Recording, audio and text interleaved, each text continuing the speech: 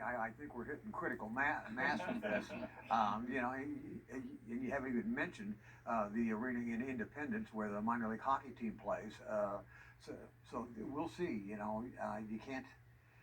You just can't throw them up everywhere and expect all of them to succeed. Now, perhaps this new UMKC arena could play host to all the concerts and shows T-Mobile Center will no longer be able to host now that it'll become home to America's newest NHL team. Did you see that story this week? The Arizona Coyotes may be ready to relocate after voters reject a $2 billion new arena plan. Both Mayor Quinton Lucas and Chiefs quarterback Patrick Mahomes now trying to convince the National Hockey League that Kansas City would be a great new place for the Coyotes to play. By the way, that's exactly what officials in Houston, Atlanta, and Salt Lake City are also saying today.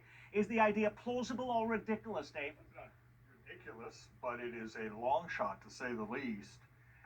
One of the important things, though, to note with this story, Nick, and you mentioned it, is that the voters in Arizona flatly rejected, I think it was $2.3 billion in an entertainment district and a new arena for this hockey Which was team. also privately funded. Yes.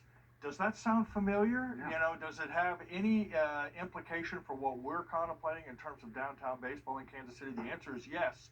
And by the way, we talked about Missouri kicking in $50 million for Arrowhead. To my knowledge, there was no discussion this year in Jefferson City of providing money for the Royals Stadium in Kansas City, which almost certainly will have to be a part of the package. There's a reason why talk of downtown baseball has really gone on the back burner, and the voter sentiment in Arizona is one good example. I was also actually I looked at several reports from Arizona as to why it failed, and when they talked to people on the street, one of the others were the Coyotes were playing so terribly, okay? So that's another analogy to what's happening with the Royals here in Kansas City. I disagree with my esteemed colleague over here. The reason the Royals ballpark talks have gone quiet is everybody's waiting to see what the Chiefs want to do.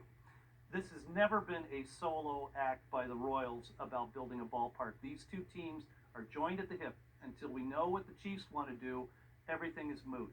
And there's obviously not going to be any kind of a vote this year with folks. And when there is a vote, it's going to include the Chiefs, which are a lot more popular than the Royals these days. More expensive, and the money that will be required for both the Chiefs and the Royals is almost unfathomable at this point. And the price point for a hockey league ticket is not cheap. And the other thing is that the T-Mobile Center right now is extremely successful and extremely busy with concerts almost 52 weeks out of the year. They do not need a winter tenant like an NBA or an NHL team to be financially feasible. Did you know that there are only 2 states